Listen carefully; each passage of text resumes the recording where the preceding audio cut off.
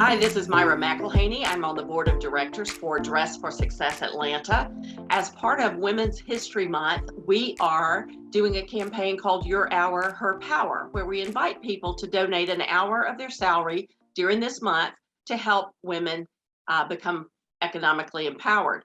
Another part of that program is that we're talking with women in power. Today, I have the pleasure of interviewing Rhonda Briggins, who is VP Transit Services at Jacobs. Hello, Rhonda. Hi, how are you, Meredith? Good. Thank you for being here. Tell us a little about what you do at Jacobs and what exciting projects you're working on. So I know my title really doesn't lead you to understand what I'm doing. I've been working on a new title. So in the engineering world, it means a lot to them, but it doesn't for the outside world. And most engineers, unfortunately, are not outwardly focused with the business. So I have to do a little branding on that. But my job primarily is business development for transportation and transit. And the cool thing about my job is I came into this position because for 15 years, I actually lobbied for transit. I worked at MARTA as the Senior Director of External Affairs. And in that role, I was basically the lobbyist. I did federal, state, local lobbying efforts for them. In addition to that, community relations. And so I was heavily engaged in the Atlanta community for over 15 years. At the rightful age of 45, I had the great opportunity to actually retire from MARTA. And so once I retired, I started a whole new career, a second career, and on the engineering side, which in our world of transportation, MARTA is the public side, and I transferred over to the private side of the industry in the sector. And so in this position, I do business development. One of the really neat things that happened to me when I was at MARTA, I worked with the General Assembly to pass a $3 billion policy piece legislation that then turned on the private side into contract opportunities. My very first contract, which was on my birthday, my very first contract I won was for MARTA. For Jacobs to come in and do the program management for all of the capital projects. And so those are the expansion projects that hopefully Atlanta will begin to see in the near future. And so it's a huge project. It's a huge undertaking. It's something that the entire state will be proud of in the near future. And it will be the first level of expansion for MARTA in, I think, probably the last 20 years. And so this is a really exciting time, especially with all of the transportation infrastructure funding that's coming down from Washington. And we're all going to be a part of that and hopefully one day really get to benefit from those dollars. That's wonderful. And of course, living here in Atlanta, I'm always happy to see anything having to do with transportation be improved. And I look forward to seeing what's going on with MARTA, what comes next, and knowing that you were a part of it. You were nominated for this honor because of work you do to empower women. Of course, being an executive in a male-dominated industry is a great role model, but tell us about some of the other things, if you do any mentoring or any way that you help to empower women. Well, I'm all about empowering women. Again, as a lobbyist, that's also a heavily male-dominated industry. So my entire career has been centered around male-dominated industries. And so I've always come to the table with this notion that, you know, we have to stick together.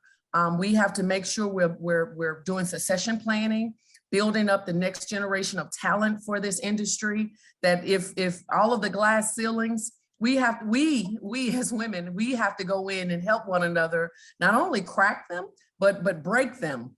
And so with this whole process of just being in this industry, it has been my mission from day one to mentor young women, to sometime mentor up, Mhm. and where, you know, you have other women in executive roles, making sure they understand their power in those positions, always looking out for one another when opportunities come, pushing them to have a voice in the room.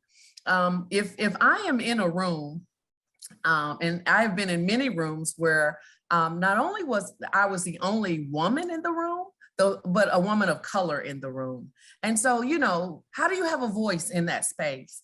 One of the things I've always do is make sure I don't sit at the front of the table, but I get right in the center of that table because I want to be a part of the conversation and make sure they understand that I'm going to be a part of the conversation. The other thing that I've always done was make sure that, you know, you don't have to worry about the credit. And in this space, you have to build your credibility. And so there's always the meeting before the meeting and the meeting after the meeting. I always made sure I had a table at the seat in both of those meetings. And in those meetings, present ideas in a way where all of them thought that they were their ideas. I didn't mind getting the credit, but what I wanted to show them was I was at the table and I could be an asset to that table. But teaching young women, teaching women that we have to have a voice, that we have a role, and our role is not to get coffee. Our role is not to take the notes. So if you see me in a meeting, I will never take the notes because that is not my role. And so the one part of being empowered is to really know who we are, and we have to occupy the ground in which we stand on. And we have to be a force and a voice in every room. That is wonderful. And one of the things we do at Dress for Success Atlanta is try to help these women who've overcome challenges to get in the room and have a voice, even though they're starting at the beginning of their careers for many of them, or entry level positions. Tell us a little bit about someone who empowered you as you were moving up through your career. Oh my gosh. I have had so many women. I'm not going to lie. I have had so many women in my life that have motivated me, inspired me. One of the women that comes to mind is Juanita Abernathy, who is Ralph David Abernathy of the Civil Rights Movement. His wife sat on MARTA board for years.